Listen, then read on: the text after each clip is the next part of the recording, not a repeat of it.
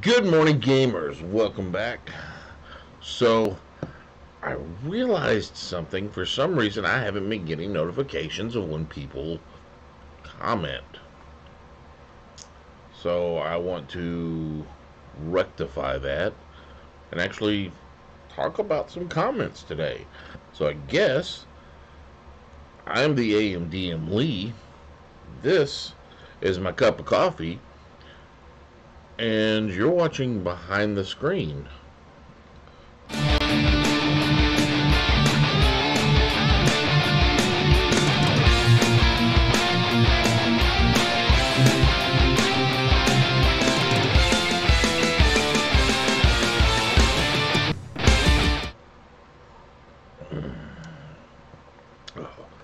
That's good coffee today. So, first up, I've been looking through my comments, and wow, there's like 100 of them I haven't responded to. 30 of them have been from "Welcome to my dork side." I like your screen name thing there, and he commented on. It looks like every single one of the 31-day Palladium challenge that I did way back when. Um, and so I'm just going to kind of run through them, and I may not reply Dorkside to the comments on here, so I'm replying right now. Man, I don't even remember some of these challenges, to be honest with you. So I'm just going to start at the oldest one on here and work my way up, which was from a year ago. Well, no.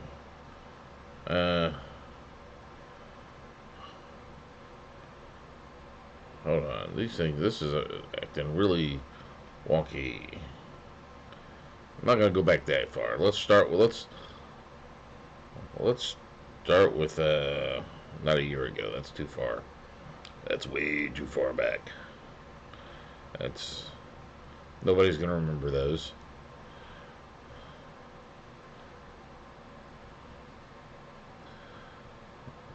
And let's start with 4 weeks ago. Zen. Steele's playing an artificer campaign and mentioned how super support he was and not great at attacking. He's also an alchemist artificer, so all in on support. Yeah, that and Bond's character is Bond's barbarian was the victim of elite of two more last night. Yeah, well, that's typical. Bond should be the victim of a critical hit. That's what Bond's good for. He's regardless of what character class he's playing, Bond is good to direct your thing there. That's why we love Bond, because he can take it. All right, and yes, I'm trying to decide which path I'm going to take because my guy's currently second level. I'm debating between the artillerist and the battlefield, the battlesmith, and man, I don't know. I don't know if I want to go more support or more. I don't know. I'm leaning towards that battlesmith now. So that's going to be a fun one. Now, welcome to the dark side. 3 weeks ago, apparently this was day 2 on the challenge, listing the top 5 settings. Yep, of course I love the Beyond the Supernatural. So that's one of the best horror settings other than the Call of Cthulhu game itself. And Call of Cthulhu has had so many iterations. I still think Beyond the Supernatural does it the most interesting way, because you can play it super serious, super only human type thing, or you can go Ghostbusters, people with supernatural powers. You can go supernatural with spell working and all this stuff, or you can go straight up humans versus monsters. It's just great. OCCs. Techno Wizard, BTS Paranormal Investigator, Palladium Rangers, Palladium. The Palladium fantasy game is wonderful. I wish we could, I really need to get back into it. Uh,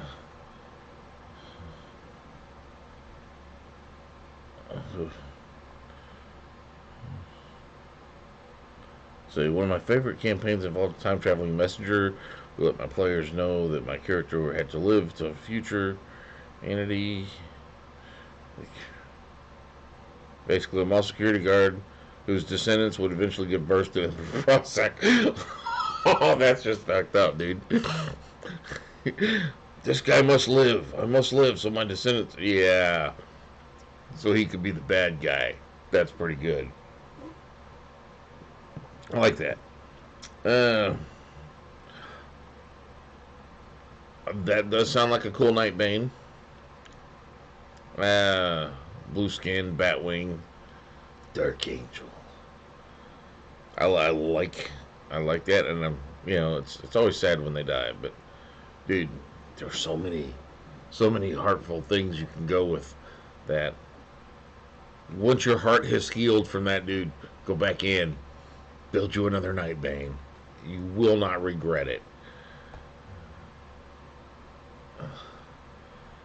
Next up,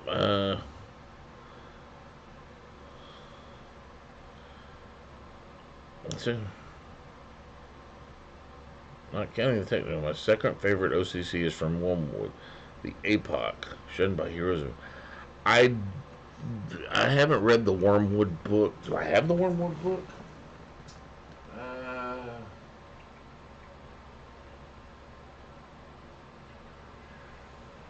I don't think I have the Wormwood book, and it's been so. No.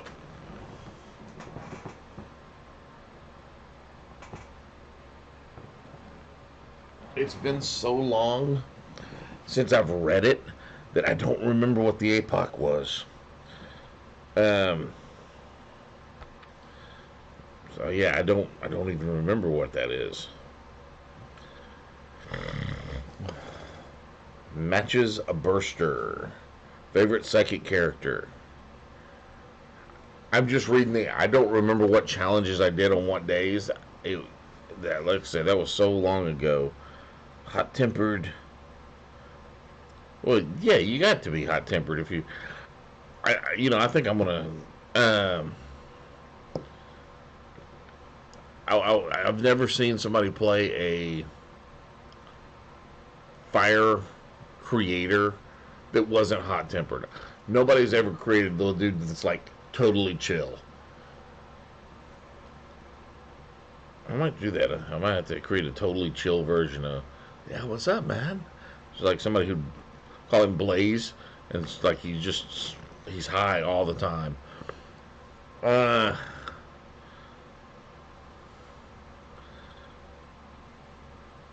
the few times the Heroes Unlimited setting, that's a fun one. Somehow or another, every time I've played it, my hero has been less than legal. He's always had the public persona of the hero, but he's always making deals with the bad guys for a cut. Not quite the kind of guy that should be a hero. Probably like the boys, I'm a good guy ish. Dragon RCCs. Where else in Rifts can you have a dragon with cybernetic parts that's casting magic? That's just fucking Rifts is amazing. Let's see who's next. What's next? Cyber Knights. Siege of Tolkien Cyber Knights. I did read the Siege of Tolkien. I haven't played it, but there was a lot of techno weapons in there I loved. Glitter Boy, yeah. I don't like Glitter Boys. I never did get to play one. I never did make it to the Palladium open house, but I did promise that once I do go to the Palladium open house and I will play a Glitter Boy there, just so I can say, yeah, I've played one. And then I can really complain about it in person. Telekinesis. Yeah, the any psychic powers. Telekinesis is. I will argue it is very useful, but I will say my favorite is probably, depending on the setting, would probably be the telemechanics. Um, couple that with Total Recall, it's just great.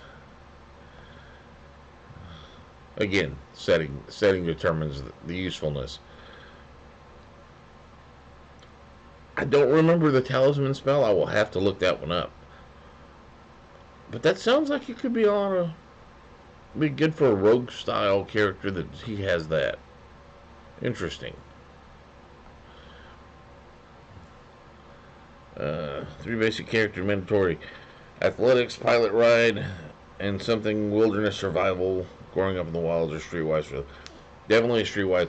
Again, it depends on the campaign. A lot of the games I ran in were so combat heavy when I was younger, so I always ended up choosing the skills based around how many hits I could get into combat and how much damage I could do.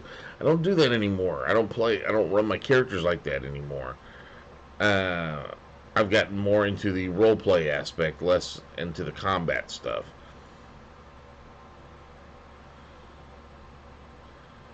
Uh,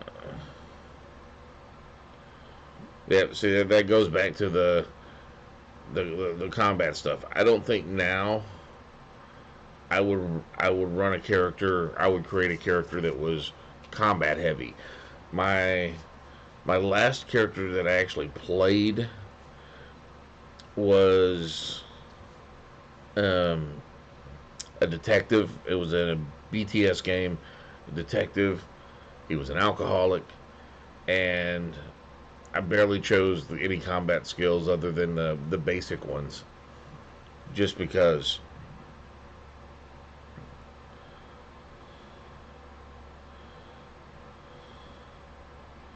I don't remember what 20 day 22 was, and I did not have Super Spies, Ninja and Super Spies. I've looked through them, and Mystic China. I don't have those either of those books.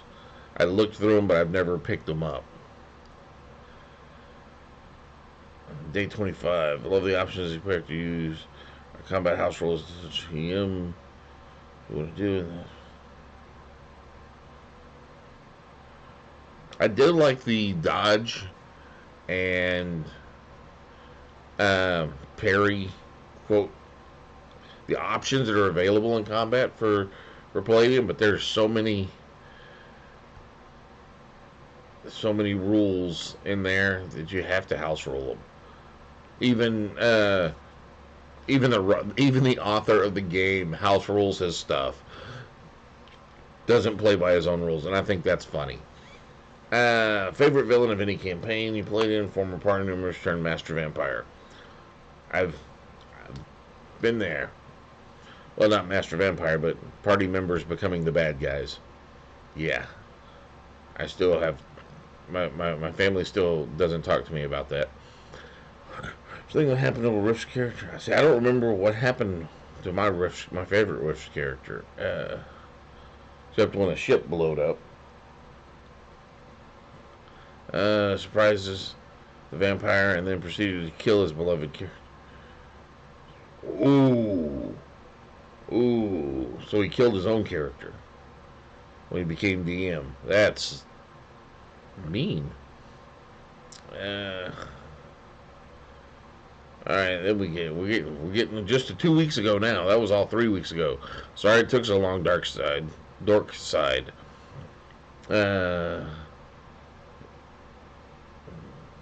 That's Zen.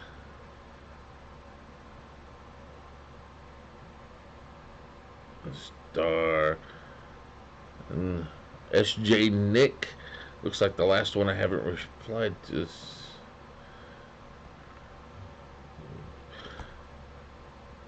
Like I said, I'm trying to catch up on all this here.